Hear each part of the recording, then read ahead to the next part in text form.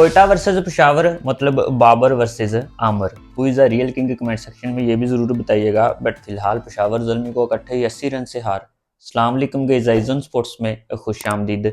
HBL PSL season 10 game number 2 venue Rawalpindi cricket stadium. और guys ये थी टिपिकल पिंडी wicket. मतलब कि अगर आप पहले खेल रहे हो तो 200 प्लस रन बोर्ड पे और चेज कर रहे हो तो आप जो है वो उसका पीछा भी करते हो, देन उसे आप पूरा भी कर सकते हो, जिसमें पेशावर ज़ल्मी जो है वो रही नाकाम। फर्स्ट ऑफ ऑल तो यार ज़ल्मी की अगर बात करूं तो एक दफ़ा फिर से बॉलिंग में वही स्ट्रगल इस सीज़न के स्टार्ट में ही हमें जो है वो देखने को मिला। और पर्सनली अगर बोलूं तो कोई भी ऐसा बॉलर मुझे ज़ल्मी की जानिब से दिखाई नहीं दिया गया यार, जो पूरे टूर्नामेंट में भी जो है वो कुछ बॉलिंग डिपार्टमेंट में ज़ल्मी की जानिब से कोई अलग कर सकेगा। हाँ, एक सुफियान मकीम, लेकिन वो भी अगर देखा जाए तो पहले ही ओवर में हाथ चढ़ गए फिनैलन के, बट फिर भी एट द एंड रिकवरी कर गए और उसी ओवर में अगर देखा जाए तो फिनैलन को उन्होंने आउट भी कर दिया। मोहम्मद अली मुल्तान सुल्तान में लास्ट सीजन अगर उनका देखा जाए तो एक्सेप्शनल था और उसी की बिना पे पाकिस्तान स्क्वाड में उनकी जगह भी बनी। बट यार ज़ल्मी में जो भी आता है, फिर वो बॉलर हो या फिर बैटर, वो मतलब कि फीका क्यों पड़ जाता है यार। यहाँ भी अगर देखा जाए तो बैटिंग में भी बात करता हूँ, बट बॉलिंग में लास्ट सीजन भी अगर देखा जाए तो ज़ल्मी की बॉलिंग जो है वो स्ट्रगल करती ही हमें जो है वो देखने को मिली।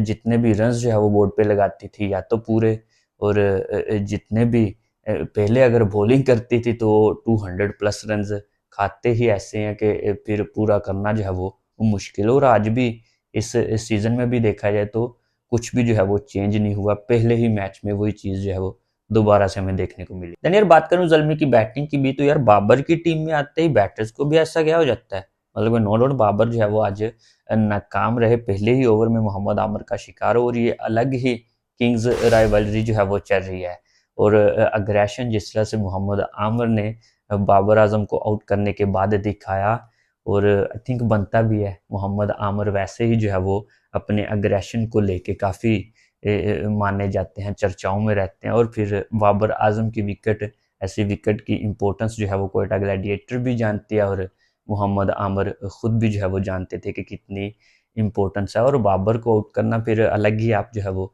चर्चाओं में चले जाते हैं। बाकी चले बाबर आउट हो गया और बाकी बैटर्स भी तो टीम में हैं। हाँ, साइम अयूब जो है वो उन्होंने 4 हाथ दिखाए, और हुसैन तलत, दोनों की पार्टनरशिप ने जो है वो मैच में जान ज़रूर डाली थी। लगा था एक जगह पे कि पेशावर ज़ल्मी जो है वो मैच में वापस आ रही है, बट हुसैन तलत के आउट होने के बाद फिर से एक दफ़ा जो है वो लाइन लगी, साइम अयूब भी पवेलियन वापस, और यूँ पेशावर ज़ल्मी 16वें ओवर में ही जो है वो समेटी गई जस्ट 130 के लगभग। तारीफ करूंगा यार यहाँ पे कोयटा ग्लैडिएटर्स की, फिर कोई सा भी डिपार्टमेंट हो, तीनों डिपार्टमेंट में कोयटा ग्लैडिएटर ने पेशावर ज़ल्मी को जो है वो आउट क्लास किया।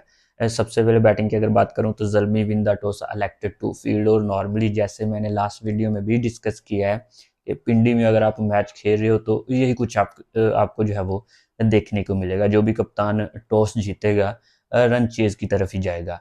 पहले मैच में तो अगर देखा जाए लाहौर और इस्लामाबाद के वो विकेट जो है वो कुछ अलग थी, और टिपिकल पिंडी की जो विकेट होती है उससे अलग बिहेव कर रही थी। बट आज की जो विकेट थी वो सेम जो नॉर्मली हमें पिंडी में मैचेस देखने को मिलते हैं, 200 प्लस फिर वो चेज भी होते हैं, और आज सेम वही था, जिसका जना पूरी तरह से फायदा उठाया पहले तो कोयटा के बैटर्स ने। ओपनिंग पेयर की अगर बात करूं तो फिन एलन और skipper Saud Shakeel outstanding start दोनों की जानब से।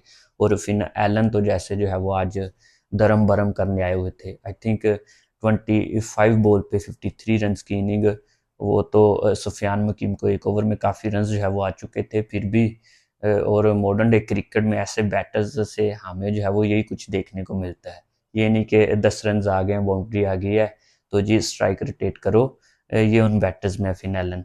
बाकी आउट हुए 53 रन बनाने के बाद। साउथ शकील को अगर देखा जाए तो 59 रन की पारी 42 बॉल पे, और आई थिंक साउथ शकील ने बीच में बॉल्स ली, जिनमें अगर देखा जाए तो हसन नवाज और साउथ शकील की जब पार्टनरशिप लगी हुई थी तो 2-4 ओवर्स मुझे लगा कि इन्होंने जो है वो, जिसमें हसन नवाज ने भी आई थिंक 30 प्लस बॉल्स जो है वो खेली हैं और जस्ट 42 रन बनाए हैं। और साउथ शकील भी जब अपनी 50 के करीब गए हैं तो उन्होंने बॉल्स ली। पर ऐसा होना नहीं चाहिए क्योंकि आपके पास पीछे जो है वो बैटिंग स्ट्रेंथ काफ़ी पड़ी हुई थी। जिसमें रायली रोसो और कुशाल मेंडिस ने आके फिनिश किया। अदरवाइज एक पॉइंट पे लग ये रहा था कि आप जो है वो रह जाओगे 190 तक। हालांकि जब फिनैलन और स्टार्ट किया था साउथगेट ने पावर प्ले के बाद और 7-8 ओवर के बाद भी ये लग रहा था कि 230-25 जो है वो इजीली बन जाएगा। पर जहाँ पे साउथगेट और हसन नवाज ने 2-4 ओवर्स बैटिंग की तो तब यही लग रहा था कि 190 तक शायद रहेगी वो। तो कुशाल मेंडिस और रायली रोसो ने लास्ट पे जो है वो बेहतरीन फिनिश किया। भाई गेस 217 रन का टारगेट है जो कि मैं मुतअद्दिद दफ़ा डिस्कस कर चुका हूँ। विंडी की विकेट पे जो है वो चेजेबल था और वो भी दिन में, तो ये स्कोर जो है वो चेजेबल था। बट पेशावर ज़ल्मी नाकाम रही। बाबर आजम के आउट होने के बाद ये तो वही हिसाब हो गया जो पाकिस्तान टीम में होता है कि बाबर गया तो फिर अल्लाह ही हाफिज। अगर दाद देनी होगी कोयटा बॉलर्स को भी, जिनमें मोहम्मद आमर और अबरार अहमद ने एक ही ओवर में जो है वो 2 विकेट्स अपने नाम करके टॉप ऑर्डर ज़ल्मी का जो है वो टाइम पवेलियन वापस लौटा दिया। तो अगर ओवरऑल अगर देखा जाए तो साथ ही साथ उस्मान तारिक की भी ज़बरदस्त बॉलिंग है जिसकी बदौलत कोयटा ने बासानी जो है वो 80 रन से ये जीत। और आई थिंक 80 रन जो है वो कम नहीं होते। आंदा आने वाले मैचेस में पेशावर ज़ल्मी पे एक्स्ट्रा प्रेशर जो है वो रहेगा। वही चीज़ जो है वो आप फिर से दोहरा रहे हो, बॉलिंग आपसे नहीं हो रही और बैटिंग में फिर से वही स्ट्रगल। बाबर साइम रन्स करेंगे तो ज़ल्मी जो है वो रन्स करेगी, अदरवाइज बाकी जो है वो फिर आपने क्या रोटियों महंगे डाले हुए हैं। तो आई थिंक पेशावर ज़ल्मी को जो है वो इस बारे में सोचना पड़ेगा। अदरवाइज एक और 4 में तो आप चले ही जाते हो प्ले ऑफ में, क्योंकि 2 टीम्स ऐसी और मिल ही जाती हैं जो कि इनसे भी ज़्यादा बहुधा क्रिकेट खेलती हैं। मैं फ़िलहाल उनका नाम नहीं लूँगा क्योंकि टूर्नामेंट का भी स्टार्ट है। तो बाकी फाइनल अगर खेलना है तो कोई ना कोई ज़ल्मी को इसमें बदलाव लाना पड़ेगा। इस वीडियो में गाइस यहाँ तक कि नेक्स्ट वीडियो में आऊँगा नए टॉपिक के साथ। दुआ में याद रखिएगा। अल्लाह हाफिज़।